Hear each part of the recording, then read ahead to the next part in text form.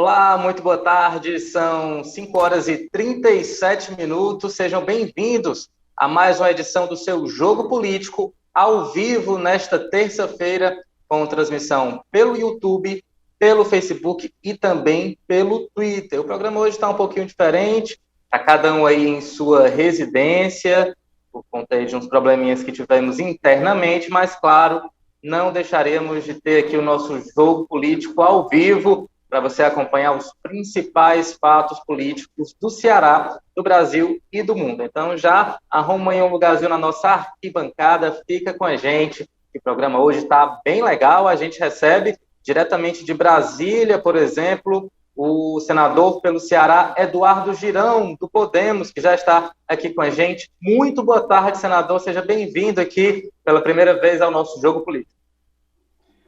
Gratidão, Ítalo, gratidão a todos vocês que fazem parte do Sistema O Povo de Comunicação. Esse programa Jogo Político é um programa que tem muita repercussão. É uma honra, uma alegria estar participando com você, com o Érico e também o Walter George, diretamente de Fortaleza. Na verdade, eu queria estar aí próximo de vocês para dar um abraço, mas infelizmente não foi possível.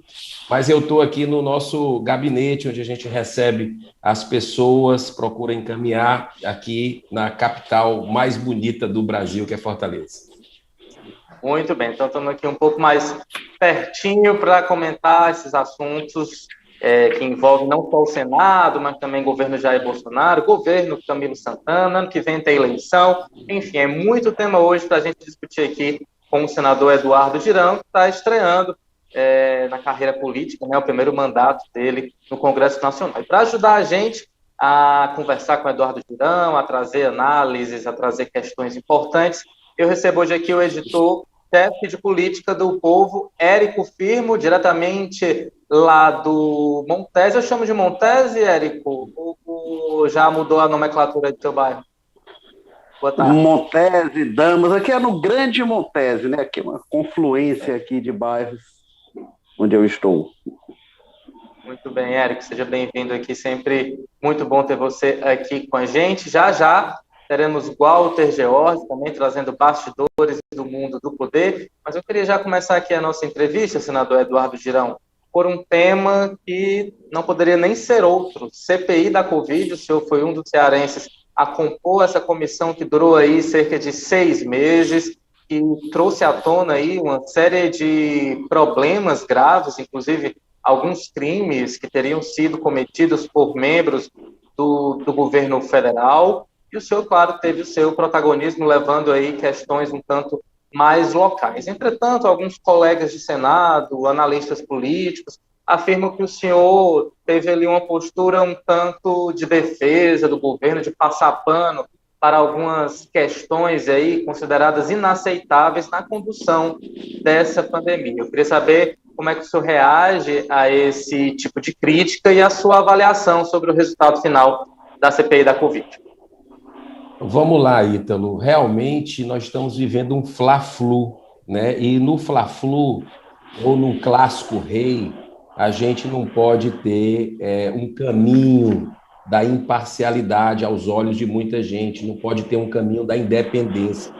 Então você tem que ser ou a favor do governo ou oposição ao governo. E quem acompanhou minimamente essa CPI pôde observar todos os dias a minha presença. Eu não faltei nenhum dia e procurei fazer perguntas a todos os depoentes, procurei colocar as minhas impressões dos erros, sim, que nós tivemos no governo federal, especialmente da postura do presidente da República, causando aglomeração, não usando máscara, dando declarações infelizes sobre a vacina, mas também, quem pôde ver, eu quis buscar corrupção onde quer que ela estivesse, né? Requerimentos, dezenas de requerimentos, mas o que a gente viu foi uma CPI politiqueira, uma CPI que só se preocupou em antecipar o calendário eleitoral do ano que vem para agora, né? O que não é justo, no meu modo de entender, com a população brasileira que sofre as consequências na saúde pública da pandemia, o desemprego altíssimo que nós temos, Então, assim, o meu relatório, que foi um voto em separado, né, que conseguiu traduzir 3 meses de CPI, eu coloco lá que necessita de mais de investigações de agentes públicos e privados junto à PGR, no caso da Covaxin, das negociações da Covaxin, e também aponto erros do presidente e o que a CPI do Senado covardemente não quis investigar e que o nosso estado vizinho, o Rio Grande do Norte, fez na CPI da Covid lá e que indiciou 2 governadores, indiciou secretários de saúde, indiciou empresários que cometeram o calote chamado da maconha, né? Inclusive que o Ceará participa, porque o Ceará abasteceu esse consórcio Nordeste com milhões de reais e só em uma compra de 300 respiradores foi um prejuízo, um escândalo aí de quase 50 milhões de reais pagos antecipados, sem nota fiscal, e que até hoje esses respiradores não chegaram ao povo. Aliás, chegaram porque a gente teve que ir socorrer, pedir no Ministério da Saúde, quando viu o calote, para os cearenses não ficarem sem respiradores, e imediatamente o Ministério da Saúde mandou às pressas respiradores que a gente distribuiu, que foi distribuído para todo o estado do Ceará, cobrindo o escândalo aí do consórcio Nordeste. Muito bem. Érico Filho. Senador, o senhor apresentou o seu voto em separado, que não foi aprovado no relatório.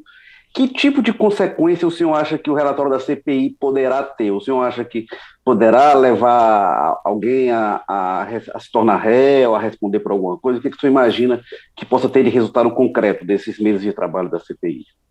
Érico, a pressão está muito grande, política, né? Toda semana a gente tem votado, inclusive isso é algo corriqueiro dentro do Congresso, nas comissões e no plenário, para que se force a PGR para que delibere sobre o assunto. Ela tem que deliberar, né? Porque, por mais que a gente possa criticar a CPI, a forma desrespeitosa, agressiva, desproporcional com que foi a cúpula tratou essa CPI, muitas vezes mostrando aí a manipulação explícita política, mas houve o relatório, e o relatório foi vencido no voto, né? O meu foi derrotado, que tentava fazer uma amplitude maior, inclusive a CPI aconteceu também por causa do meu requerimento para investigar governo federal, estados e municípios, mas o relatório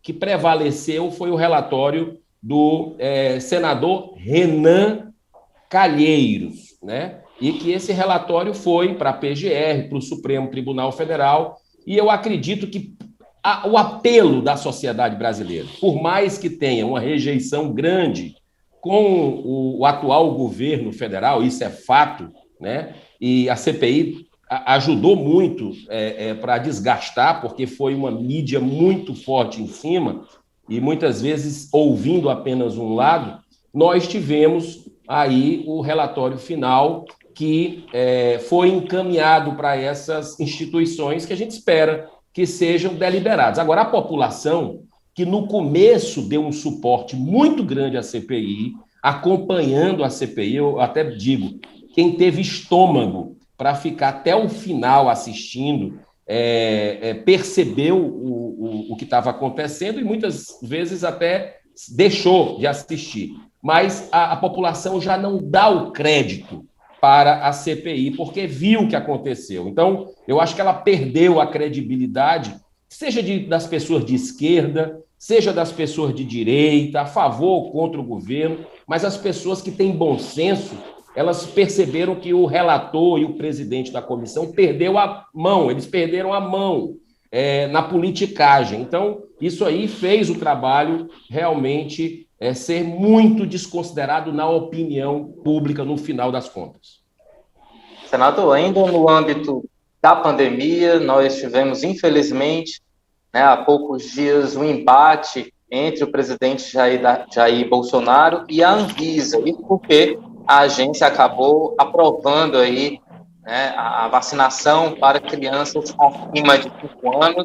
O presidente fez a sua live, ameaçou, né, a direção da Anvisa, disse que ia publicizar os nomes de quem fez esse tipo de liberação. Inclusive, há uma investigação da Polícia Federal em relação a ataques, ameaças de morte que estão sendo feitas contra membros da Anvisa, tudo isso alimentado pela postura um tanto negacionista e violenta do presidente Jair Bolsonaro, que, inclusive, ontem voltou a fazer novas críticas à Anvisa durante as suas férias no litoral de São Paulo. A gente vai acompanhar um pouco desse momento, a gente volta já já com o senador Eduardo Girão.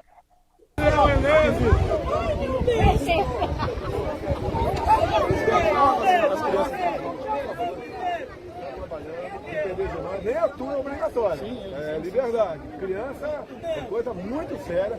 Não se sabe de possíveis efeitos adversos futuros. Muito poucos casos. É inacreditável. Desculpa aqui, o que a Anvisa fez. Muito bem, o presidente Jair Bolsonaro dizendo que é inacreditável a postura da Anvisa. A Anvisa que é formada por um corpo técnico que estuda profundamente todas as questões relacionadas à vacinação, não iria, de modo algum, cometer algum tipo de desatino ou de postura que colocasse em risco a vida de crianças, que é preciso ressaltar, estão sim sendo vítimas da Covid-19, é um número sim preocupante, e cientistas avaliam que para controlar a pandemia é preciso sim se chegar a essa nova faixa etária de imunização. Então, eu queria saber a opinião do senhor sobre essa postura do presidente Jair Bolsonaro e sobre essa nova polêmica que surge no país. A gente não tem um dia de paz agora em relação à vacinação de crianças. Essa sua colocação é muito inteligente no aspecto de dizer que a gente não tem um dia de paz. E realmente o presidente da República não contribui para isso, né? A gente vê a polarização que estamos no país, a sociedade não quer guerra mais. Eu gosto muito de andar em feiras, em mercado, conversar com as pessoas nas ruas, porque a gente vive dentro de uma bolha em Brasília. Então, eu abasteço dessa realidade fora da bolha.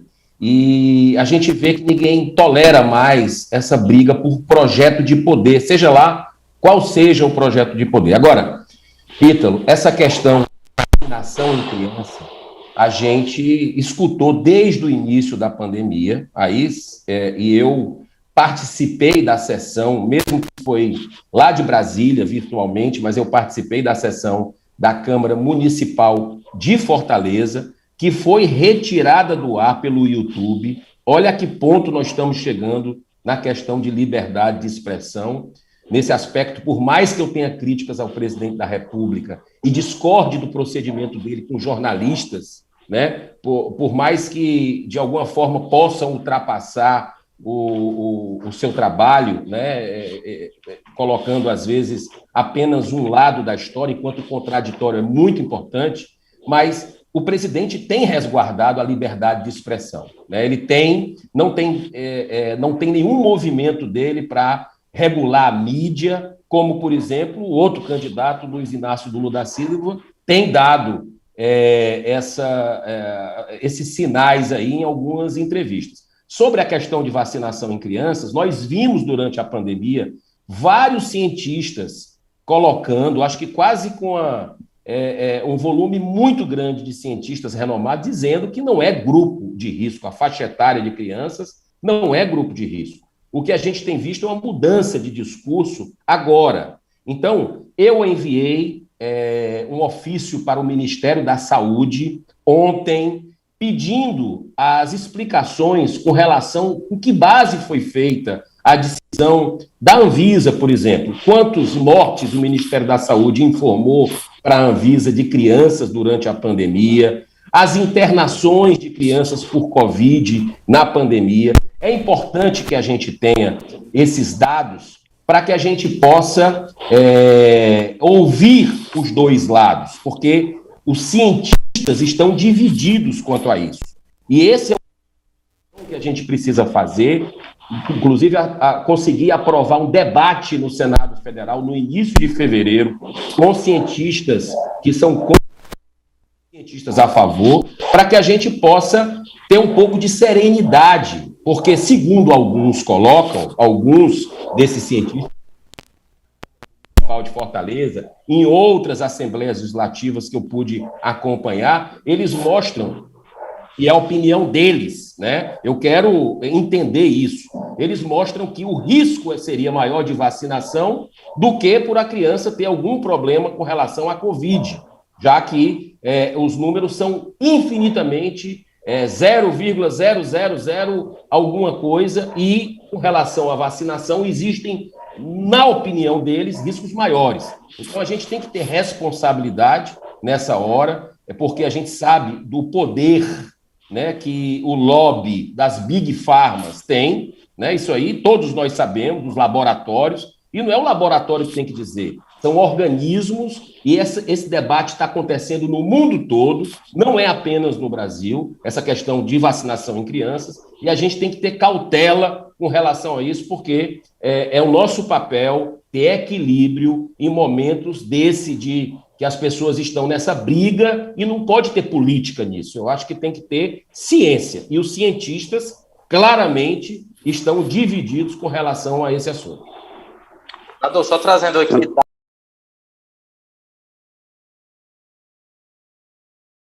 uma matéria do último dia 19 do portal UOL, mostra que desde o início da pandemia, 1.148 crianças de 0 a 9 anos morreram de Covid-19 no país. Apesar de representar apenas 0,18% dos óbitos pela doença, o número supera o total de mortes por doenças preveníveis com vacinação ocorridas entre 2006 e 2020. Então, por isso, por que da pressa de alguns médicos, de alguns cientistas, em iniciar a vacinação infantil? Érico Firmo? Ouvir o senador sobre isso, porque um argumento que se coloca é que realmente as crianças não são um grupo de risco. Eu peguei aqui, Ítalo, o dado sobre o Ceará, crianças de entre 5 e 14 anos, né? A gente teve 30 óbitos desde o início da pandemia.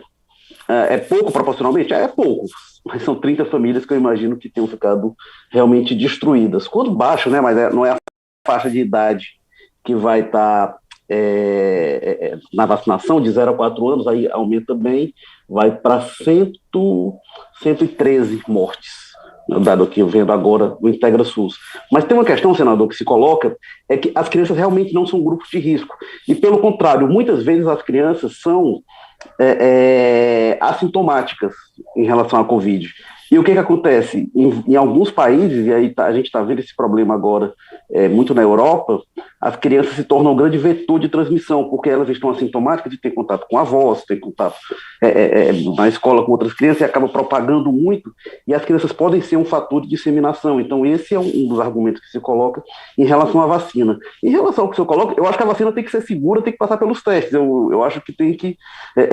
não é por isso que vai se aplicar vacinas que não sejam seguras, mas quais são os testes, quais são os resultados, o que tem de averiguação. Muita gente está preocupada com o tempo em que as vacinas foram testadas, mas houve um esforço mundial como nunca antes para fazer essas vacinas. Então, não importa se a vacina passou 6 anos sendo testada ou passou 1 ano, qual foi a exaustão de teste, qual foi a quantidade, qual foi o volume, foi suficiente, não foi? Até onde eu sei, não foram suprimidas fases laboratoriais de testes, de exames.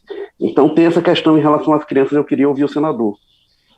Veja bem, eu não sou médico, você não é médico, o que a gente recebe são dados, né? E os dados estão vindo de várias fontes, né? Não apenas no Brasil, mas do exterior. O que é que a gente precisa fazer nesse momento? É ter cautela, né? E essa cautela precisa se ouvir os dois lados, se juntar com sociedades que, de alguma forma, tem uma expertise nisso, para ver com calma os prós e os contras. Eu quero deixar muito claro que eu sempre fui a favor de vacina, né? Não apenas tomei, mas fiz campanha nas redes sociais para as pessoas tomarem vacinas. Sou a favor do uso de máscara, sou a favor do distanciamento físico, álcool em gel nas mãos e também, por que não, né? Desde que medicina é medicina, sempre houve o tratamento nos primeiros sintomas, o chamado tratamento preventivo, precoce, né, que foi tão demonizado, politizado no país. E os médicos, eu fiz um debate no Senado, muito interessante, 4 horas de debates.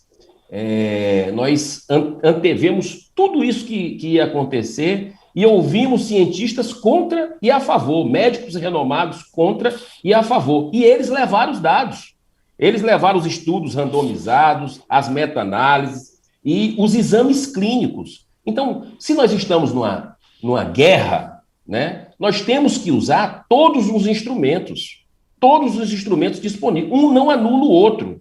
Então, eu acredito que a gente está vivendo uma cegueira política e ideológica, né?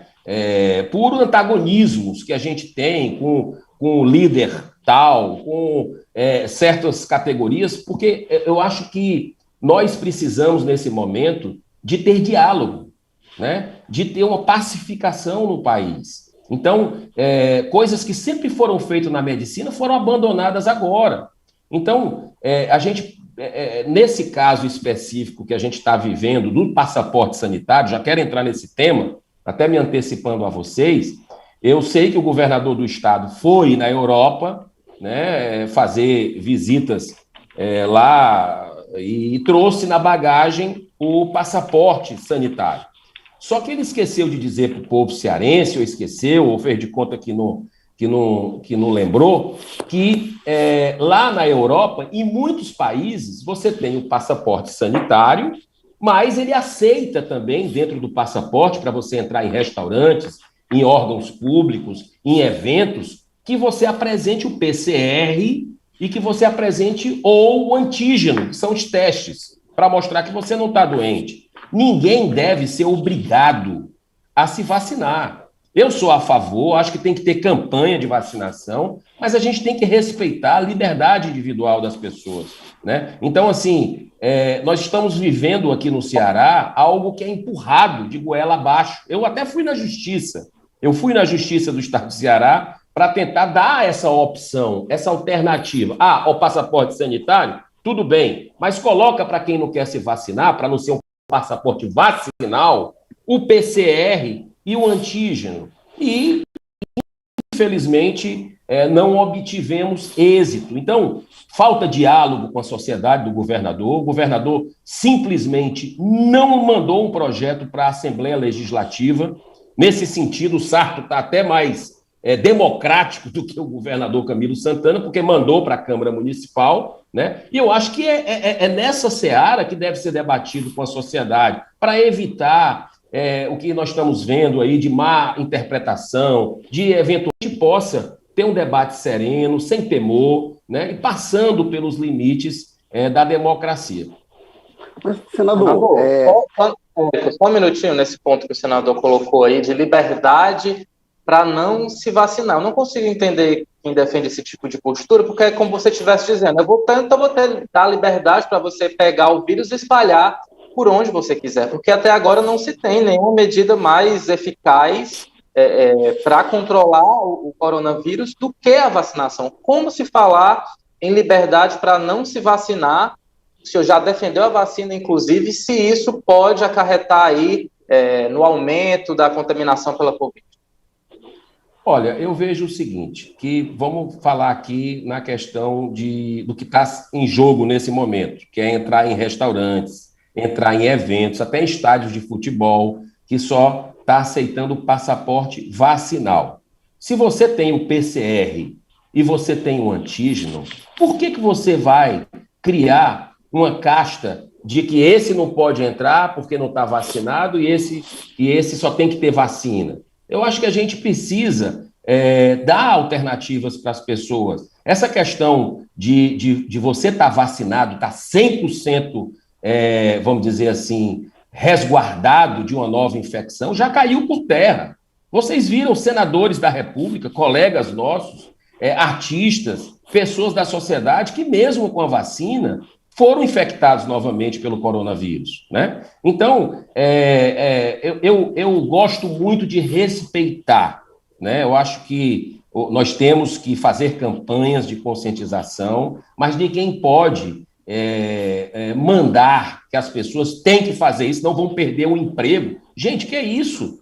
Que sociedade é que nós temos? Qual é a escalada que a gente vai ter de autoritária nesse sentido? Então, eu acho que a gente pode, sim, dar sempre uma oportunidade para as pessoas, porque, agora, conscientizando as pessoas que não querem se vacinar, que elas estão mais propícias. Por exemplo, a questão de quem já teve Covid. Quem já teve Covid também pode, novamente, ter uma reinfecção, né? Agora, pelos dados que se pôde observar, e é isso que eu quero ver nesse próximo debate lá no Senado Federal, que eu vou comandar, é a possibilidade de uma internação de quem se vacinou, de quem já teve Covid, é muito menor. Como é que a gente vai exigir que as pessoas façam, novamente, passem por certas situações? Então, eu vejo que a gente, nesse momento, precisa saber o limite de onde a gente pode ir, não obrigar as pessoas a fazer o que recomendados até por médicos, né? A gente viu na CPI da Covid, vocês acompanharam essa questão do medicamento precoce ou preventivo. A autonomia médica está lá para dizer, olha, tome isso ou não tome.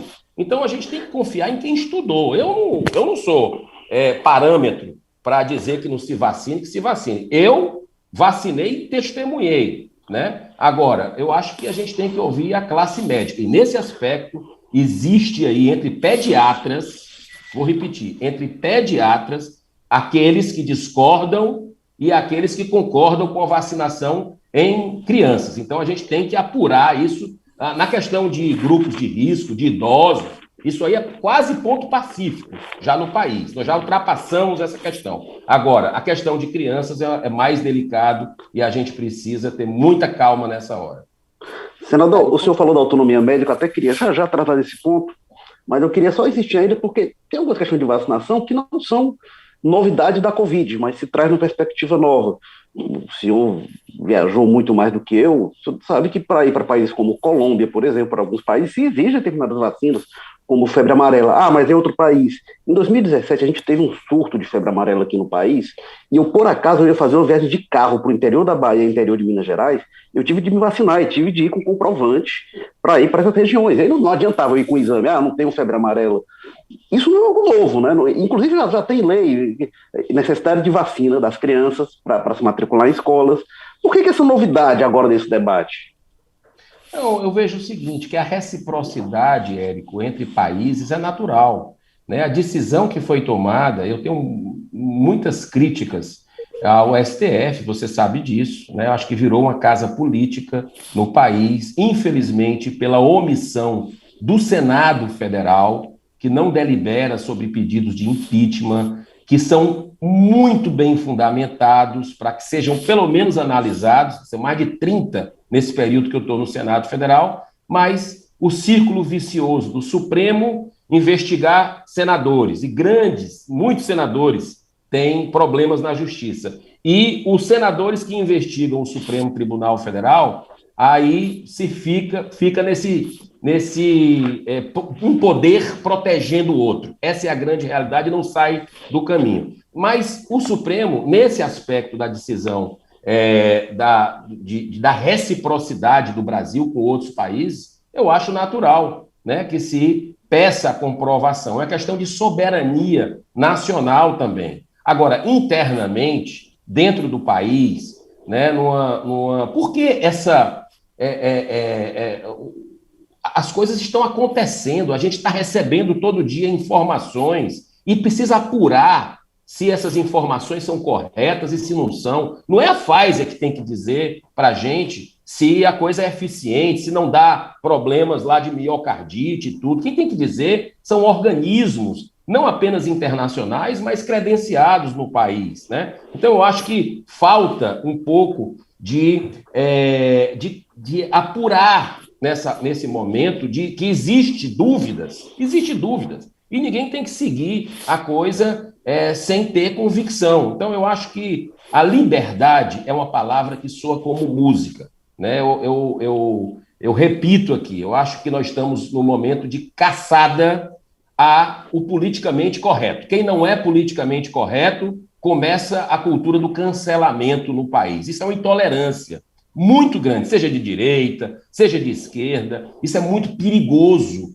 no momento que a gente vive de tanto hiato entre as pessoas, onde grupos familiares de Zap, vocês sabem disso, são desfeitos por causa de opiniões políticas. Então, onde é que nós vamos parar dessa forma? Eu vejo que, nesse momento, a gente precisa observar o que está acontecendo, inclusive nas redes sociais, que elas estão dizendo o que a gente vai ver, o que a gente não vai ver. Né? Tem documentários que mostram essas tendências acontecendo. O Supremo Tribunal, o TSE, cancelou pessoas, jornalistas, né? Blogueiros, pessoas que fazem um trabalho com uma linha que defendem certas posturas. Então, também, né?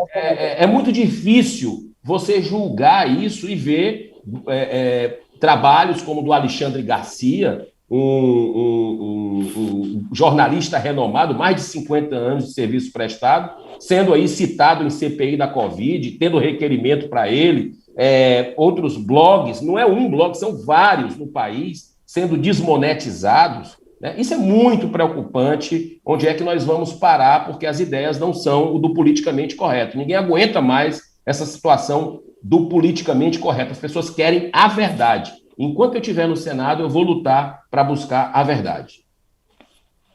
Muito bem, senador.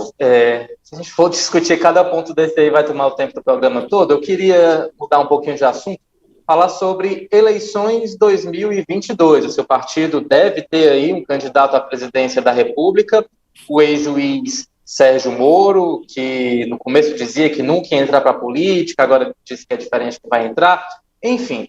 E na última sexta-feira, a gente entrevistou o governador Camilo Santana, a gente pediu a ele a opinião sobre a candidatura de Sérgio Moro, e ele disse que representa a mesma coisa que Jair Bolsonaro. Queria ouvir sua opinião já. Vamos primeiro ouvir essa fala do governador Camilo Santana. Candidatura Sérgio Moro, sua avaliação? Faz parte do processo democrático brasileiro, né? Ele tem se apresentado e as pesquisas têm mostrado que não tem evoluído muito, né? Mas, para mim, o candidato Sérgio Moro representa o mesmo projeto do atual presidente Bolsonaro, né? Na mesma linha. Então, portanto... ruim para o país. Ruim para o país. Então, senador, eu queria agora ouvir a sua opinião. O projeto Sérgio Moro é igual ao projeto Jair Bolsonaro? É algo ruim para o país, como o governador falou? Qual a sua opinião? Olha, o governador do estado do Ceará está com o ministro Sérgio Moro. Eu vi outras colocações dele sobre o ministro, criticando o ministro na época que ele esteve aqui no Ceará para ajudar para o desfecho da paralisação que teve. Né? Então, o ministro mobilizou a Força Nacional, veio pessoalmente ao estado do Ceará, e é isso que recebe certo problema dessa turma aí é que o ministro Sérgio Moro desmontou um sistema do partido do governador entranhado com corrupção sistemática, institucionalizada dentro da Petrobras, o famoso Petrolão, dentro dos Correios, o Mensalão. Então, tudo isso deixou marcas que não dá para esquecer, né? Então, é uma persona não grata para corruptos, né? E o que a gente está vendo aqui no estado do Ceará, e isso que deve incomodar muito, é um governo omisso que deixa as facções expulsar os cearenses de bem de bairros de Fortaleza e do interior do estado do Ceará, que não exerce o seu poder para libertar o povo cearense. Não sei porquê, estranhamente, não entendo por que o estado do Ceará não age com relação a isso. Tanto é que nós somos um dos estados no mundo onde a violência é maior, onde acontece números de feminicídio terríveis, né? E a gente não pode fazer de conta que aqui é um mundo de Bob, que a gente está num estado maravilhoso, porque não está, né? Então, acho que esse encanto que o cearense está tendo eu acho que a verdade sempre triunfa e ele vai perceber toda essa manipulação. Sérgio Moro é um homem de bem, é um ex-ministro da Segurança Pública e também da Justiça, que viu o projeto anticrime ser esfacelado, especialmente dentro do governo, sem o apoio do governo, e eu denuncio isso desde o dia que cheguei ao Senado, né? A bandeira do combate à corrupção foi perdida, esses valores, esses princípios, no atual governo. A Operação Lava Jato foi desmanchada, completamente sabotada pelos 3 poderes da República. Eu repito, os 3 poderes da República, inclusive que eu faço parte, o Legislativo, quando vota abuso de autoridade na calada da noite, amarrando juízes e promotores, com o COAF, que é enviado pelo Poder Executivo para um ministério, para outro, e depois acaba como um apêndice do Banco Central, um órgão tão importante que cruza os dados, lavagem de dinheiro, movimentações estranhas financeiras, e foi tão importante na Lava Jato, houve isso, né? Então, eu acredito que a população está sabendo entender qual é o jogo, de um lado e de outro. E o ministro Sérgio Moro, ele vem como uma alternativa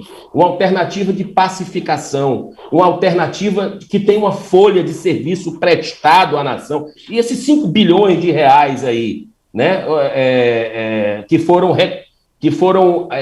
voltaram para a nação de dinheiro desviado, ainda tem mais 20 para voltar. Tudo isso é folha de serviço prestado. Empresários poderosos que foram presos, condenados, políticos poderosos do país, presos, condenados. O ex-presidente, com todo respeito, que eu vejo coisas boas em todos os governos, e vejo coisas ruins e procuro colocar, no meu ponto de vista, respeitando quem pensa diferente. Agora, você pegar um ex-presidente da República, que o nosso governador foi agora, 2 anos atrás, na carceragem da Polícia Federal, com megafone, dizer, para elogiar uma pessoa que é condenada em 3 instâncias,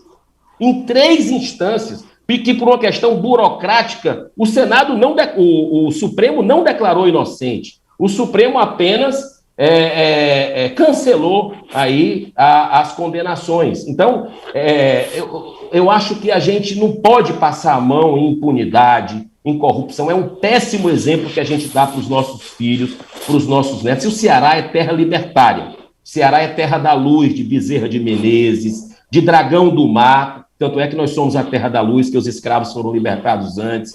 De Bárbara de Alencar, né, de Padre Cícero. Não vai aceitar esse tipo de lorota para cima do povo de bem, que é o povo do Ceará. Só uma coisa, senador, não foi uma questão burocrática, né? O ex-juiz Sérgio Moro foi considerado suspeito pela instância que está acima das 3 que o senhor citou, né? Não é uma questão burocrática em relação às condenações. 4 anos depois, a partir de mensagens roubadas, né, de mensagens que não têm nenhum tipo de validade num processo, num país que, no meu modo de entender, tem que seguir a legislação, tem que seguir as suas leis, e é muito estranho, né? Eu volto ao que eu falei antes da gente entrar nesse assunto. O Supremo Tribunal Federal, eu não tiro a legitimidade do povo brasileiro de se manifestar, de cada vez mais entender qual é o jogo que está acontecendo e chamar o Supremo que está fazendo decisões esdrúxulas, liberando traficantes, liberando os corruptos, né? Eu acredito que o Supremo precisa de mandato para ministro, né? É um poder que está acima do outro, Érico. É um poder que está acima do outro, que manda e desmanda muitas vezes no país, né? E que essa harmonia entre poderes ainda não existe, porque eles legislam, porque eles interferem, e eu acho que precisa o Senado, aí não adianta.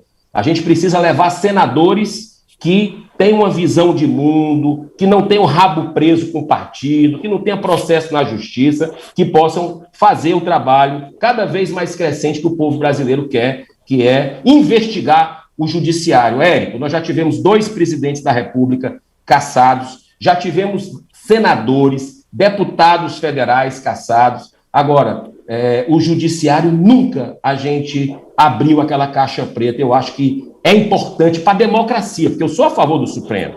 Eu acho que o Supremo é uma instituição importante para a democracia, mas certas condutas que a gente tem visto aí, com pedidos de impeachment embasados, a gente precisava pelo menos abrir, deliberar, investigar, mas isso não é feito porque um poder protege o outro. Enquanto a gente não tiver 27 senadores que tenham a coragem de assinar esse pedido de impeachment, a coisa vai ficar dessa forma.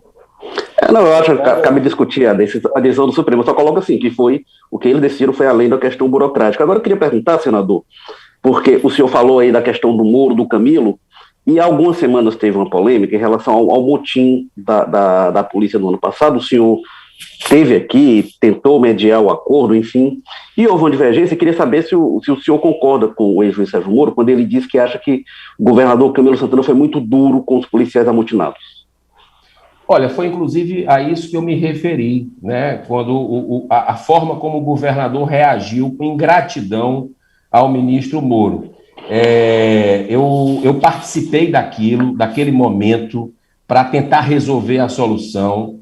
Vim com o senador Major Olímpio, né, que hoje está no plano espiritual. O senador é o Mano Ferrer, do Piauí, né, que nasceu em Lavras da Mangabeira e se comoveu com a situação que estava acontecendo no estado do Ceará naquele momento difícil. Então, nós viemos para tentar equacionar a situação. A conversa entre o Moro e o governador Camilo Santana, eles trocaram informações muitas vezes, em ligações e tudo. Eu não posso dizer coisas que eu não ouvi. Agora, eu acredito que o governador está sendo, no mínimo, ingrato quando não reconhece o esforço do ministro Moro, né? Ele jamais ele atestou que seria uma greve legal. Ele nunca disse isso, né? O governador deu a entender isso numa declaração, inclusive, para o jornal O Povo.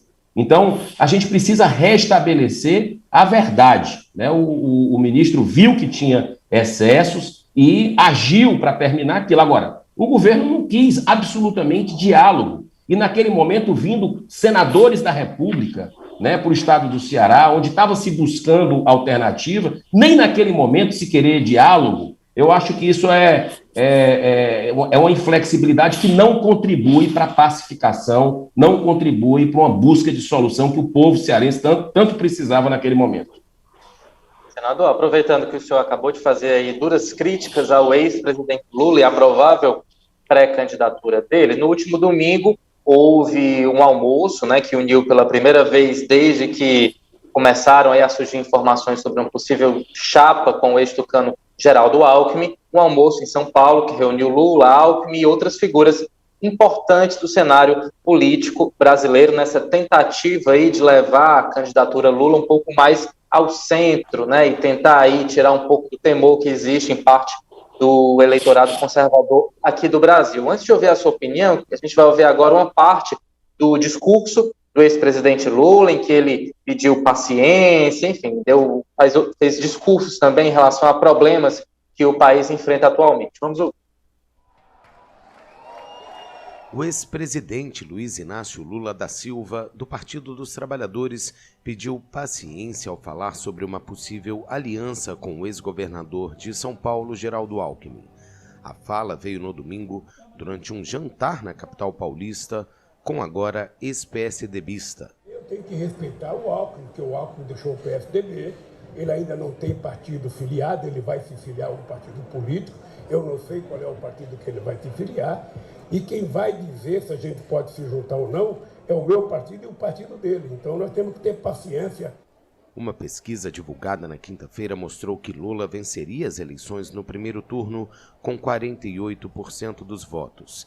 Em segundo lugar ficaria o atual mandatário brasileiro Jair Bolsonaro com 22%, mas o petista ainda não oficializou a candidatura à presidência do Brasil. Eu sei da responsabilidade que eu tenho quando eu disser que eu sou candidato a presidente da República, e eu sei que o Brasil que eu vou pegar em 2023 é muito pior do que o Brasil que eu peguei em 2003. Portanto, eu tenho muita responsabilidade E eu não quero brincar com o povo brasileiro. Além de uma forte polarização política, o caminho para as eleições deve ser complexo devido à difícil situação econômica do país.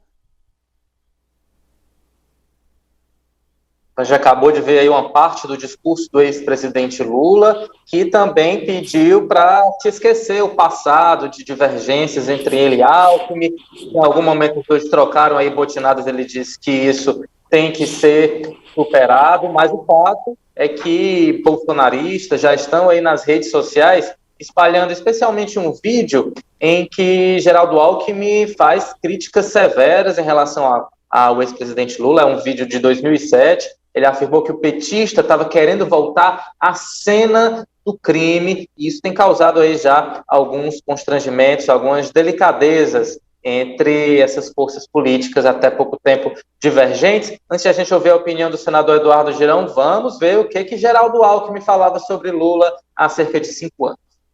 Os brasileiros não são tolos e estão vacinados contra o modelo lulopetista de confundir para dividir, de iludir para reinar. Mas vejam a audácia dessa turma. Depois de ter quebrado o Brasil, Lula diz que quer voltar ao poder.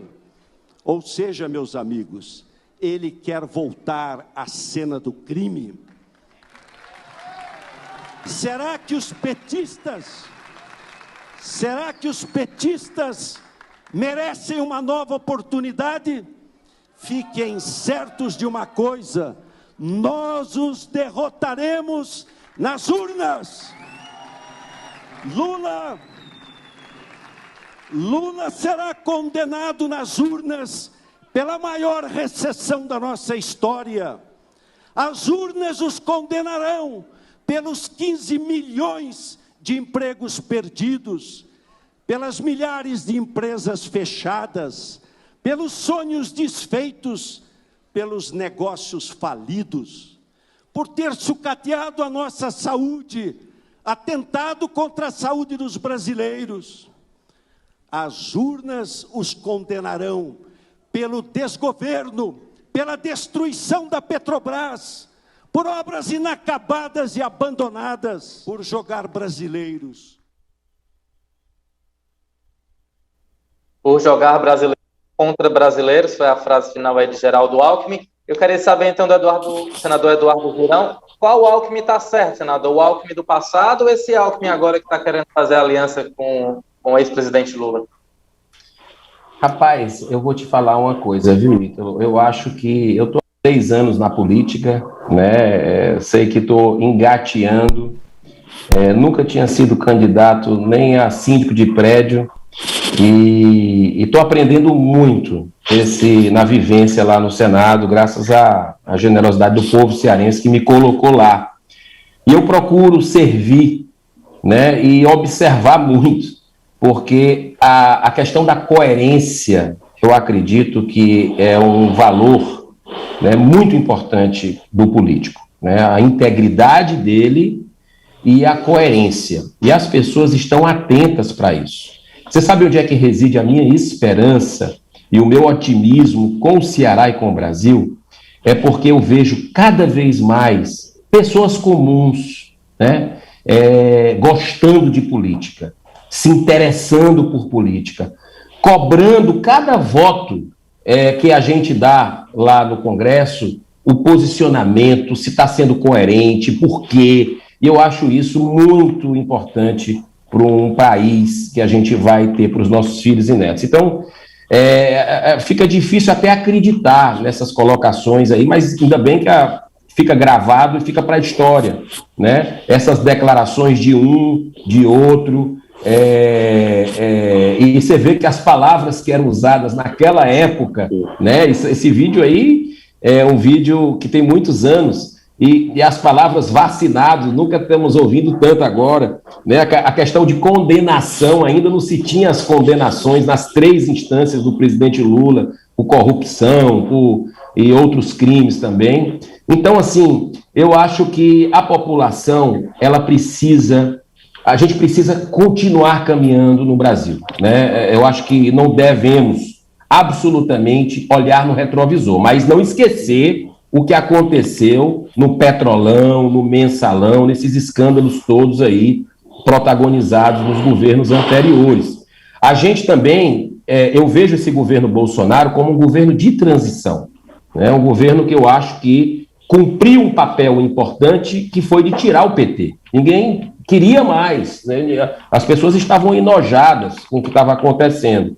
E eu não posso deixar de reconhecer que tem, na maioria dos ministérios, pessoas competentes, que estão desenvolvendo um trabalho de forma responsável, sem escândalos de corrupção nas estruturas do governo, né? Até agora a gente não tem isso, né? Mas, ao mesmo tempo, a gente vê as bandeiras do toma lá da cá, da barganha política, com orçamento secreto, né? Com o fundão eleitoral, embora que o presidente tinha encaminhado para vetar esse fundão, que nós estamos votando daqui a pouco, 5 bilhões de reais de fundo eleitoral, e o próprio partido do presidente, que ele ingressou agora, vota a favor de manter esse fundo. Quer dizer, um escárnio, é algo que é indecente, imoral, no momento que a gente tem tantas outras prioridades,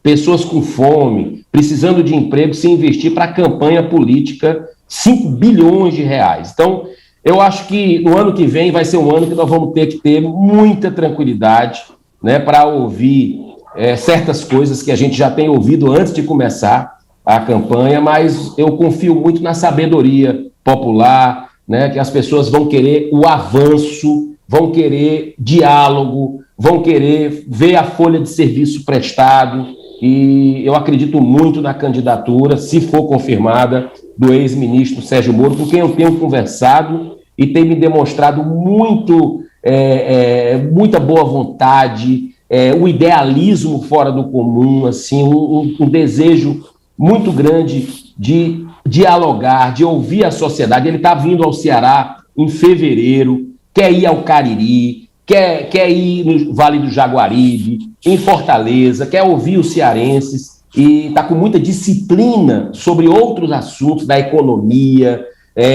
de geração de emprego e renda, da questão do meio ambiente. É uma pessoa muito sensível e responsável, que eu acredito ter condições de avançar, continuar o país que a gente sempre sonhou.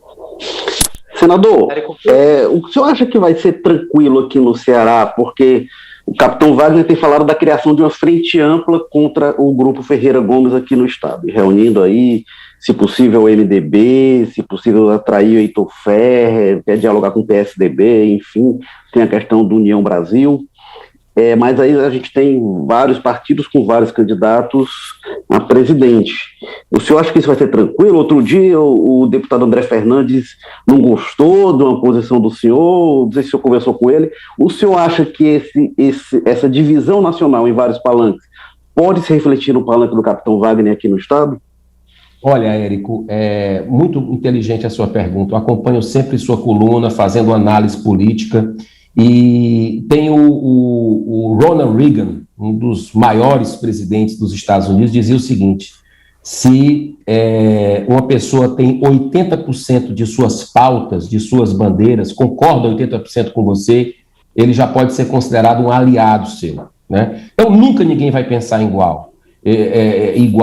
Eu tenho divergências, como você sabe, né, de algumas lideranças aqui no Ceará muito próximas ao presidente, né, como essa questão de arma de fogo, né? Eu mesmo votei contra a indicação do presidente ao ministro Cássio Nunes Marques, eu votei publicamente contra, e a gente percebe que em algumas bandeiras nós temos convergências, questão da defesa da vida desde a concepção, contra a liberação de droga, contra essa questão aí a favor da família, né? Então, eu vejo que, infelizmente, infelizmente, a bandeira da corrupção foi abandonada, né? A bandeira do avanço da Lava Jato foi abandonada no atual governo do presidente Bolsonaro. Isso é fato, né? E eu tenho colocado isso desde o começo do mandato, já falei aqui para você alguns exemplos. Então, o que eu vejo é que nós temos uma oligarquia no estado do Ceará que já passou de todos os limites, né? Que já está começando a fazer muito mal ao estado do Ceará, né? Aquela coisa de mandar de cima, esse aqui vai ser o presidente da Assembleia Legislativa, esse aqui vai ser o presidente da Câmara dos Vereadores, esse aqui vai ser... Então, é algo que o povo cearense não aguenta, está com preso, está com um grito na garganta, quer se libertar. A gente percebe isso, né? Dessa oligarquia que vem mandando e desmandando no estado do Ceará. E o capitão Wagner, ele representa um líder político que há 10 anos, cerca de 10 anos, está lutando quase sozinho contra essa turma. Essa turma que tem as máquinas da prefeitura, que tem as máquinas do governo do estado, que já teve a máquina do governo federal até bem pouco tempo na eleição. Então, eu acredito que no estado do Ceará, é muito importante para você fazer uma luta de Davi contra Golias, que vai ser a eleição do ano que vem, Davi contra Golias, mas que se possa se formar uma frente que tenha coerência nesses 80%, o que eu falei para você, né? E que possa, de alguma forma, tentar mudar, alternar o poder no estado do Ceará, que já está nas mãos muito tempo dessa turma. Então, eu acho que vai ser saudável para o estado do Ceará, né? O capitão Wagner é uma pessoa preparada, né? Muito dedicada, tem circulado o estado do Ceará inteiro, e acredito que reúne as condições para dar uma guinada no estado do Ceará, que ele seja mais democrático, que ele possa, de alguma forma, ouvir mais as pessoas, que é o que a gente, infelizmente, não tem visto aqui no estado. Senador, só não sei se vai ser tão assim Davi contra Golias, porque capitão Wagner vem aí com o PL, que tem uma super bancada no Congresso, vai dar muito dinheiro, muito tempo de TV, tem também União Brasil, então digamos que vai equilibrar um pouquinho mais, né, essa disputa. Veja bem, a máquina do Estado não é brincadeira, não dá nem para comparar, né, a máquina do Estado do Ceará, da Prefeitura de Fortaleza, Ítalo, com essa estrutura, né? Então, assim, a gente tem absurdos que têm acontecido e que a gente precisa ter cautela, né? Eu confio muito na sensibilidade do capitão Wagner de saber como trilhar com coerência, porque senão perde o discurso, né? Tem que ter a coerência.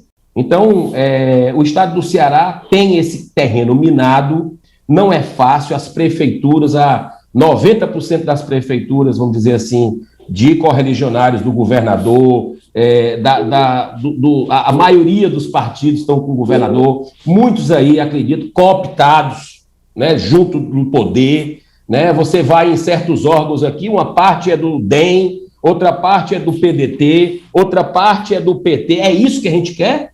Isso é o correto, se fazer esse fatiamento? Você sabe aquela coisa do pneu, um pneu para cá, outro pneu para lá? Não sei como é que consegue funcionar isso. Não pode dar certo um negócio desse. Então, eu acho que está na hora de virar a página, está na hora de uma nova forma de fazer política, e eu acredito muito que já chegou, né, que nós vamos ter um novo ciclo no estado do Ceará a partir das eleições do ano que vem. Eu queria rapidinho aqui, já no final da nossa entrevista, sair um pouco de Brasil, Ceará e ir lá para o Chile, porque nós tivemos aí a surpreendente vitória de Gabriel Boric na disputa pelo vizinho aqui, né, um partido de esquerda que acabou derrotando um candidato de extrema direita, e segundo analistas, isso, claro, vai ter reflexos nas eleições aqui do Brasil. Vamos primeiro ver um resuminho aí desse resultado histórico lá no Chile. O esquerdista Gabriel Boric, de 35 anos, foi eleito com 11 pontos de vantagem em relação ao adversário de extrema-direita, José Antônio Cast. Este foi o resultado das esperadas eleições presidenciais chilenas de domingo. O país apostou em mudar de modelo para um estado de bem-estar e assegurar o avanço da nova Constituição, que está sendo redigida. Vamos ampliar os direitos sociais e faremos isso com responsabilidade fiscal. Faremos isso cuidando da nossa macroeconomia, faremos bem. Com 55,8% dos votos, Boric derrotou Kashi no segundo turno, que ficou com 44,1% dos votos. O advogado de 55 anos admitiu a derrota e se ofereceu para ser uma colaboração para a pátria durante o governo do rival. Boric chegou à presidência como candidato da coalizão Aprova Dignidade, formada pela Frente Ampla e o Partido Comunista. Mas analistas consideram que o governo de Boric, que assumirá o poder em 11 de março de 2022, vai enfrentar dificuldades. Com um Congresso dividido quase igualmente entre esquerda e direita, o desafio dos chilenos agora é aprovar reformas sociais. O segundo turno chileno teve uma taxa de participação de 55%, o maior índice desde 2012. Especialistas consideram que essas eleições foram as mais incertas desde o fim da ditadura de Augusto Pinochet. Muito bem, resultado realmente surpreendente no Chile. Agora, senador, antes do resultado lá no Chile, tivemos outras vitórias da esquerda nos últimos anos, na Argentina, na Bolívia, mais recentemente no Peru. O senhor acredita num movimento regional latino-americano de volta da esquerda ao poder e acredita que isso pode ter reflexos aqui no Brasil? Olha, eu acredito, Ítalo, olha as coisas como são interessantes, essa coisa de resumir esquerda, resumir direita, eu não consigo, assim, entender, que eu vejo coisas boas que a gente possa tirar de um de outro, né? Por exemplo, muita gente acha que eu não sou conservador, que eu não sou de direita porque eu acredito no controle de armas de fogo, que tem que ter um controle de armas de fogo, né? Até respeito à posse em casa ou no comércio, mas as pessoas andarem armado nas ruas, eu considero que é você querer resolver um problema da segurança pública jogando gasolina no incêndio, né? Então, é difícil. Eu acho que a gente tem que ter capacidade de dialogar com quem é diferente. Nós vivemos em bolhas de esquerda, em bolhas de direita, e está faltando conectar isso, né? Porque as pessoas, tem pessoas boas em todo lugar, eu vejo isso, tem pessoas boas em todo lugar. Eu acho que a gente tem que, eu estava vendo a matéria interessante, porque é algo que se repercute sempre, se repete isso até entrar, o candidato de extrema direita e o candidato da esquerda. Gente, será que é correto isso? Tem que chamar o cara da direita de extrema, ele é de extrema. Que é a extrema, né? E o outro é de esquerda ou é de extrema esquerda também. Então, eu acho que essa guerra de narrativas, quem perde é o senso de realidade das pessoas, de poder enfrentar os assuntos, pauta a pauta, sabe? Eu acho que o povo é soberano, a gente tem que respeitar as eleições, né, que aconteceram nesses países. O Brasil sempre foi pacificador, a história do Brasil, né, nessa questão diplomática, sempre foi de dialogar, de buscar o entendimento. Eu acho que tem que continuar assim, não é porque é de esquerda que um eventual governo de centro-direita ou de direita não vai conversar. Eu acho que a gente tem que somar esforços, né, para que se busque alternativa, qualidade de vida para os nossos cidadãos, os deles também, para que todos nós possamos ser felizes de alguma forma no mundo complicado, como diria o Legião Urbana, né? O mundo anda complicado, né? Mas eu sou muito otimista, porque o Brasil vai ter protagonismo mundial, né? No país que tem um agronegócio que a gente tem, a maior nação católica do mundo, a maior nação evangélica do mundo, a maior nação espírita do mundo, todo mundo convivendo bem, com respeito com os outros, né?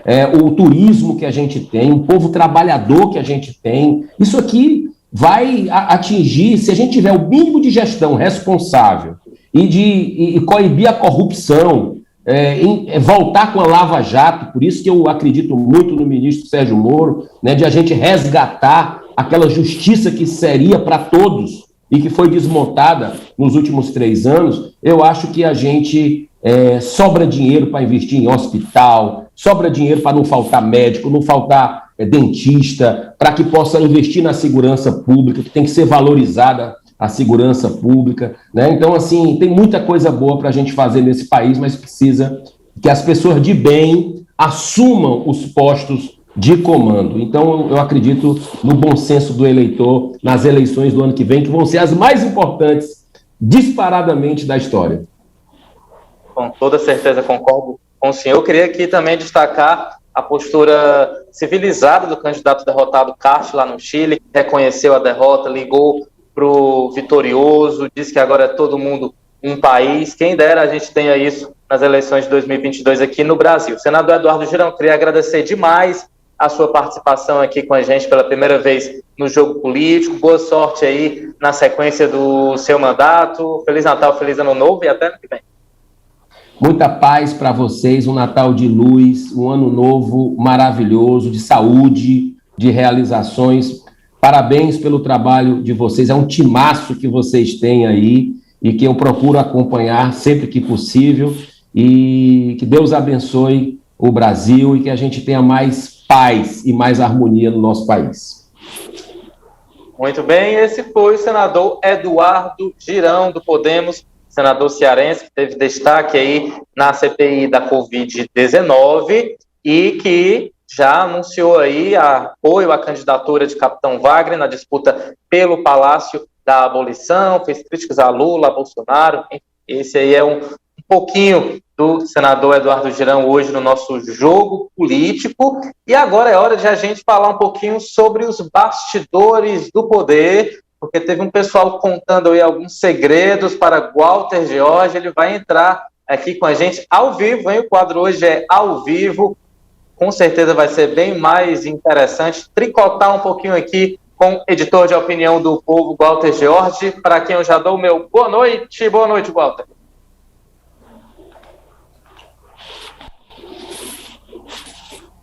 Acho que você está com o microfone desligado, Walter. Não consegui ouvir o seu boa noite. Será que estamos com problemas no áudio de Walter George? Alguém da técnica aqui? Estou chamando. Enfim, enquanto o Walter não entra aqui com a gente, já que estamos aí com um probleminha de som, queria então ouvir Érico Firmo. Érico Firmo, vamos fazer aqui um balanço rápido desse bate-papo que a gente bateu aqui com Eduardo Girão. Você ficou surpreendido com alguma declaração?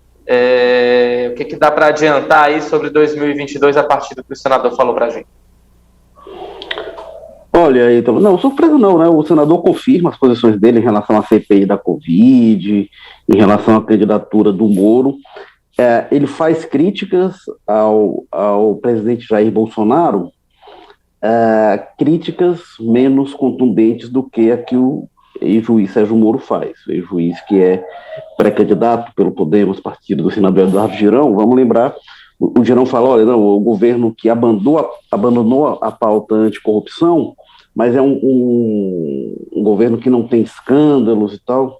Olha, um dos escândalos que a gente pode apontar no governo, pelo menos uma das denúncias de escândalo, foi na saída do ex-juiz Sérgio Moro, quando ele disse que a Polícia Federal estava sendo usada politicamente para blindar de investigação pessoas próximas ao presidente. O ex-juiz denunciou isso, que é algo muito grave. Você está protegendo alguém que é investigado, enfim, é alvo de suspeitas. O Girão aparentemente não vai muito nessa linha. Uma pergunta que eu ia até fazer a ele, né, era se, no caso de um segundo turno, que é o que as pesquisas indicam hoje, Lula-Bolsonaro, quem ele iria apoiar, mas aí eu decidi fazer outras perguntas, porque ficou muito claro em dado momento, né? Ele foi bem crítico em relação ao ex-presidente Lula. Em relação ao Bolsonaro, ele faz ponderações, mas tem uma postura ali mais próxima, o que também não surpreende. É a história do senador Eduardo Girão, a trajetória política dele indica isso. Em relação ao Ceará, também a postura em relação ao motim, né, defende o Moro, defende uma aliança, ele vai na linha da frente ampla, né, de que o capitão Wagner falou aqui no Jogo Político, ele vai também nessa perspectiva, coloca como Davi contra Golias, mas coloca a necessidade de derrotar o Grupo Ferreira Gomes. São alguns destaques que eu colocaria dessa entrevista, Ítalo. Muito bem. Érico, enquanto... Se eu puder, eu estou aqui ainda assistindo, aprendendo com vocês. Senador. Se eu puder até responder, com relação à interferência na Polícia Federal, eu fiz uma PEC, Érico, exatamente depois daquela confusão da saída do ministro Moro. Eu fiz uma PEC para dar autonomia, independência à Polícia Federal, independente de governo federal. Consegui as assinaturas dos colegas senadores, 27 assinaturas, está tramitando na casa. Então, eu acredito que isso é importante para a nação, a gente resguardar uma instituição tão acreditada pelo povo brasileiro, para que ela tenha um mandato, o delegado-geral, o diretor-geral, ele tenha um mandato ali no meio que não coincida com o presidente da República, que ele não seja escolhido pelo presidente da República. Outra coisa também importante, a pergunta que você fez, segundo turno, né? Como é que você vai segundo turno? Eu vou responder para você de uma forma muito otimista, como eu sou, tá? Segundo turno, Moro está lá, né? Vou trabalhar ao máximo aqui no estado de Ceará, né, para fazer a minha parte, e tenho muita confiança que o brasileiro não vai perder essa oportunidade de ter Moro no segundo turno e, quem sabe, presidente da República. Então, não cogito a possibilidade de que Moro não esteja no segundo turno. Até por isso eu não perguntei para o senhor, senador, porque todo mundo responde isso. Uma vez eu perguntei na Rádio Povo CBN para o José Disseu, Disseu, e se o segundo turno for Moro contra Bolsonaro? Ele disse, não cogito. Falta o Bolsonaro aqui, um dia eu perguntar, Bolsonaro, e se for Moro, Lula? Eu pergunto também, gostaria de perguntar, mas todos vão nessa linha. Obrigado, senador. Obrigado, querido. Senador, então vou aproveitar que o senador está aqui, vou ler aqui alguns comentários da nossa audiência, comentários um tanto duros. A Mayra Silva afirma, credo, acreditar em Moro traíra, tô fora. Hélio Nóbrega, pare com isso, gente. Vamos falar em geração de emprego e não falar de armas. Agenor Ávila, uma nova forma de fazer política só será quando uma virtuosa e nova legislação eleitoral escrita e aprovada pelo parlamento e pelo povo. O Serginho Andrade disse assim, Girão, pega teu Moro e leva para casa. Tu é com vergonha, tem que tomar vergonha na cara em defender Bolsonaro e falar que Moro merece algum voto no Brasil. O Hélio Nóbrega dizendo aqui também que o nosso presidente está agindo igual ao PT, isso é um fato. Francisco Cláudio pergunta se o senador tomou vacina, ele disse sim, que já tomou. Dora Maia, nordestino só tem duas certezas na vida, ter 30 filhos para pegar a Bolsa Família. Seja discurso preconceituoso, xenófobo, Dora, não é assim que a gente dialoga. O J. Cirilo diz, votei Girão porque não gostaria de ter o Eunício reeleito, mas está dizendo aqui que está achando o voto perdido. Eduardo Dourado, votei no Girão por gratidão ao Fortaleza, mas agora não voto mais. Francisco Cláudio pergunta quem é que vai pagar o PCR, em caso, foi a alternativa apresentada aqui pelo senador Eduardo Girão. Tem também elogios aqui do Fabiano Queiroz, grande senador, pergunta cadê o Cid, já a Dulcineia Barcelos fala Lula 2022. Será que agora temos Walter George ao vivo com a gente? Walter, boa noite.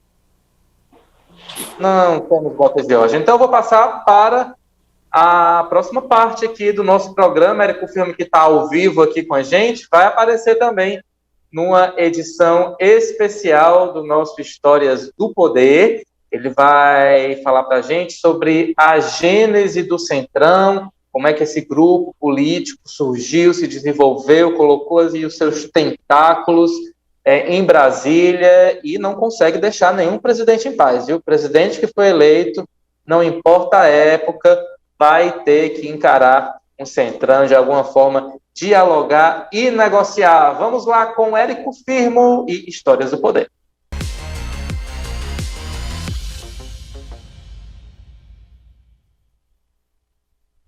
Fala pessoal, eu vou falar hoje de uma das mais controvertidas, mais criticadas, mais mal vistas e também mais poderosas forças políticas do Brasil desde a redemocratização. O assunto do Histórias do Poder de hoje é o Centrão. O Centrão surgiu na virada de 1987 para 1988, em meio à Assembleia Nacional Constituinte, que produziu a Constituição de 1988, a atual Constituição brasileira. É um grupo governista, mas não muito ou nem sempre. Digamos que é um grupo governista conforme as próprias conveniências e não as do governo. E um grupo que a gente pode chamar de conservador pragmático. A natureza do Centrão é conservadora, é de direita, mas eles sabem navegar nas ondas. Então, em momentos nos quais, por exemplo, o PT estava no poder, o Centrão ia junto e ajudava o governo a aprovar as pautas que tinha, isso em troca dos benefícios que eles sempre souberam extrair de todos os governos que passaram pelo poder de lá para cá. O Centrão, ele nasce tendo um eixo principal de partidos e o ponto de partida a gente pode dizer que estava dentro de uma cisão dentro do PMDB. PMDB era o partido do presidente José Sarney. Para efeitos de constituinte, mais importante que isso, era o partido do presidente da Câmara dos Deputados na época, Ulisses Guimarães, e tinha várias forças dentro do PMDB, do que é o atual MDB. E essas forças disputavam espaço, isso desde quando o velho MDB, o que deu origem ao PMDB e voltou a ser MDB, o velho MDB ele era uma frente de partidos durante a ditadura militar. E isso persistiu, e aí entraram outras forças, forças conservadoras, e por pragmatismo, o governo Sarney, a articulação política do presidente Sarney, estimulou uma divisão interna para recompor a governabilidade naquele momento. Uma parte do PMDB se juntou com uma parte do antigo PFL, e aí vieram outros partidos, o PTB, o PL, PDS, que foi extinto. Eram algumas das forças que compuseram aquele núcleo original do Centrão, que, olha, foi determinante para mudar a forma como a Constituinte se organizava e como estava sendo conduzida. Ela ajudou, inclusive, a criação do Centrão, a enfraquecer o poder que tinha o Ulisses Guimarães. Um dos principais líderes do Centrão naquele momento não era ainda Centrão, era um grupo que se chamava ainda Centro Democrático e que ele iria ser um esteio para o grande Centrão. Um dos principais líderes era cearense, o ex-deputado Expedito Machado, que por acaso é o pai do Sérgio Machado, que depois foi senador, candidato a governador do Ceará, secretário importante no governo Tasso Gereissati e que depois rompeu com o Tasso. O pai dele, Expedito Machado, foi um dos criadores do chamado Centro Democrático, que foi um dos sustentáculos do Centrão. O Expedito Machado, a gente voltando lá atrás, ele foi ministro do governo João Goulart. E ele era muito próximo do ex-presidente Juscelino Kubitschek. Inclusive, os dois foram juntos para o exílio. Uma grande parte do Centrão apoiou a eleição de Fernando Collor de Mello para presidente da República em 1989. Se tem uma coisa que o Centrão sempre soube perceber, é para onde sopram os ventos, para onde está a tendência de poder. E ele segue essa trilha, a trilha da expectativa de poder. No governo Collor, o Centrão estava muito desgastado, muito mal visto, uma pecha muito pesada. Então, formalmente, o bloco foi dissolvido, mas ele não deixou de existir. Pelo contrário, tem ali um grupo de partidos que sempre foi influente em todos os governos que se seguiram. Governo Collor, governo Itamar Franco, governo Fernando Henrique Cardoso, o governo do Luiz Inácio Lula da Silva. Inclusive, no governo Lula, teve uma grande vitória, que na época não era chamado de Centrão não, era mais chamado de Baixo Clero, que foi a eleição de Severino Cavalcante para presidente da Câmara dos Deputados, com uma pauta corporativista e fisiologista fundamentalmente. O nome do Centrão foi voltando à moda ali no fim do governo Lula e começo do governo da Dilma Rousseff, e aí a reorganização mesmo e revitalização da marca Centrão veio muito com o resultado do trabalho de Eduardo Cunha, que era líder do PMDB na época, depois foi presidente da Câmara dos Deputados, e aí a gente vê ressurgir com mais clareza partidos e parlamentares que se diziam Centrão. E o Centrão foi um dos protagonistas do impeachment da Dilma Rousseff. O grupo de partidos apoiava o governo. Como eu falei, eles apoiavam todos os governos do Lula e também apoiavam o governo da Dilma.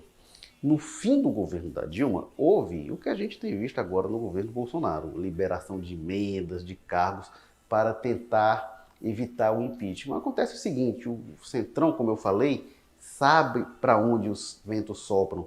E você oferecer cargo num governo que está para cair, não é lá muita vantagem. Então, o Centrão mudou de lado no fim do governo da Dilma e foi determinante para o impeachment. Depois que o Centrão ajudou a tirar a Dilma Rousseff, ele obviamente teve espaço de destaque no governo do Michel Temer. E quando o hoje presidente Jair Bolsonaro estava em campanha, ele tratava o Centrão de uma forma muito negativa. Inclusive o general Heleno, ele cantava uma musiquinha: se gritar, pega Centrão, não fica um, meu irmão, que é um paralelo com a musiquinha do Se Gritar, Pega Ladrão. Era assim que era visto o Centrão.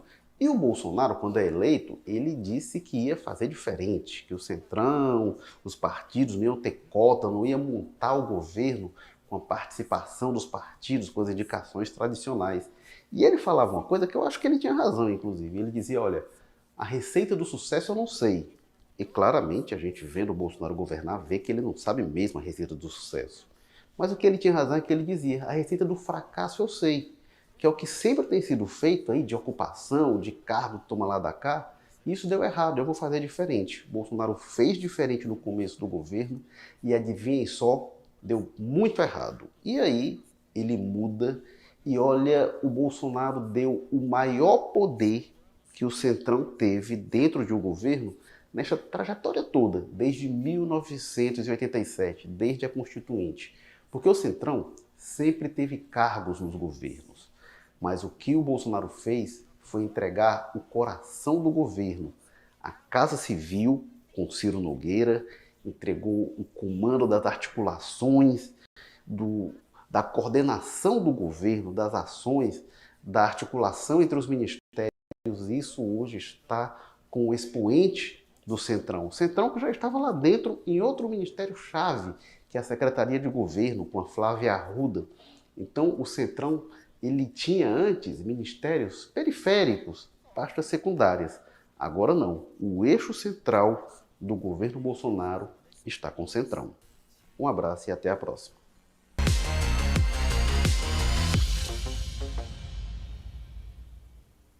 É isso aí, o Centrão realmente nunca teve tanto poder como tem atualmente. É claro que ele é um resultado da própria política brasileira, né? Que, enfim, precisa de avanços, uma reforma eleitoral que engatinha, o tempo vai passando e a gente vai tendo aí essas forças, algumas consideradas retrógradas, dando as cartas da nossa política, dando as cartas lá em Brasília, fazendo lobby, fazendo chantagem, fazendo pressão, fazendo orçamento secreto, utilizando o dinheiro como bem quer, distorcendo realmente a nossa política e a própria destinação dos recursos, né? Afinal, a população paga muito impostos, precisa ter água em retorno, mas digamos que o Centrão está ali de alguma forma usando, né, esses recursos bem volumosos, de certo modo, a seu favor, para acabar também se perpetuando no poder, né? Pegando aquelas emendas, botam dentro dos seus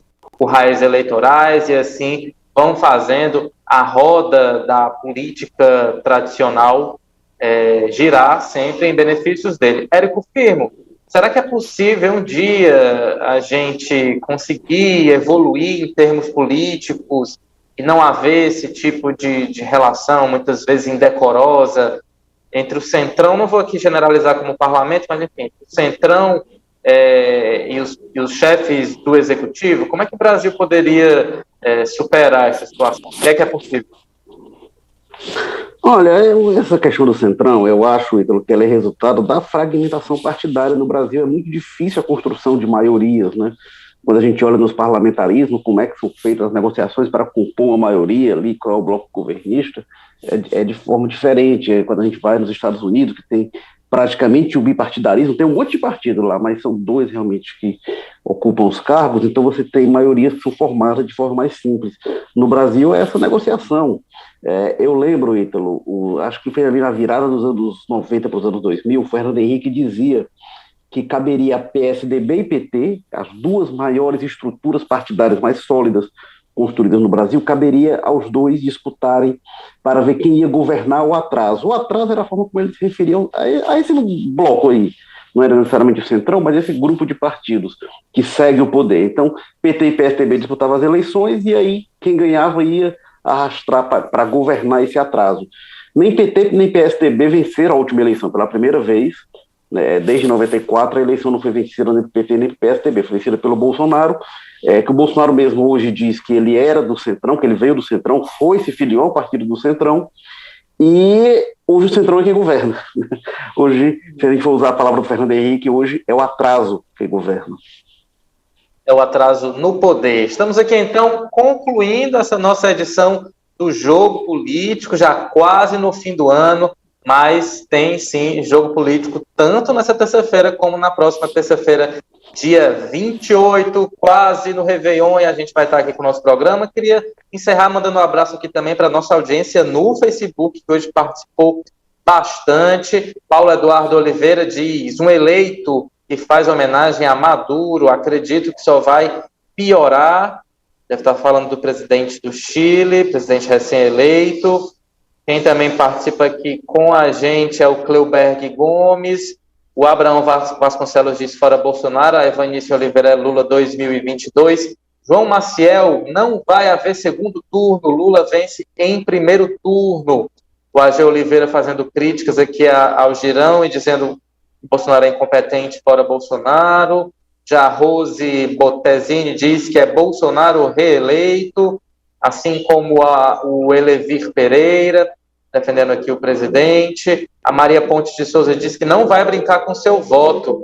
Vou voltar a 2018, que só podíamos tirar a esquerda brasileira para fora do governo federal, votando no presidente Jair Messias Bolsonaro. A direita é a única coisa que nós podemos tirar o comunismo. Enfim, uma crítica aqui ideológica. Maradona Gomes, Felipe Mendes, Francisco Cleidson, Paileri João, muita gente. Um abraço para quem acompanhou a gente aqui pelo Facebook. Convido vocês a compartilhar esse vídeo que vai continuar aqui no ar, tanto no Facebook como no YouTube e também no Twitter. Um abraço também para quem segue, para quem acompanha a gente aí na rede social do Passarinho Azul. Érico Firmo, forte abraço e até a próxima. Obrigado, Ítalo. Viu que eu cortei o cabelo lá daquele vídeo para cá, né? Valeu, gente. É verdade, ele já deu um tapa aí no visual. Merece, né? O jogo político tem que ter aqui todo mundo bem arrumadinho. E o meu recado final: você pode seguir também o Jogo Político nas redes sociais. Nós estamos no Instagram, o endereço é @Jogo Político Povo, tudo junto, o endereço já está aparecendo aqui na tela. Estamos também no Twitter, lá é mais fácil, é só pesquisar @Jogo Político, lá você confere toda a nossa cobertura do Portal Povo, análises exclusivas, vídeos em primeira mão, enfim, um conteúdo também especial para você continuar com o Jogo Político aí todos os dias. Afinal, nossa cobertura no Povo, no Portal Povo e também no Povo Mais e na edição impressa do Povo, nossa cobertura, os nossos conteúdos são diários. E acabou o programa, mas também tem a versão do Jogo Político em podcast.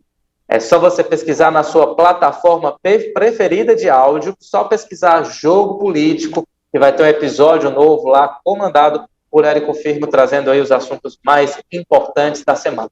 E assim eu me despeço, agradecendo a sua companhia, agradecendo a sua audiência e, claro, convidando vocês para a próxima terça-feira, a partir das 5h30 da tarde, estarem aqui com a gente, discutindo os principais assuntos da política do Brasil, que é meio complicada, mas ela só vai melhorar, claro, quando a gente ficar de olho em tudo, acompanhar, fiscalizar, cobrar, discutir, analisar e assim fazer um país melhor.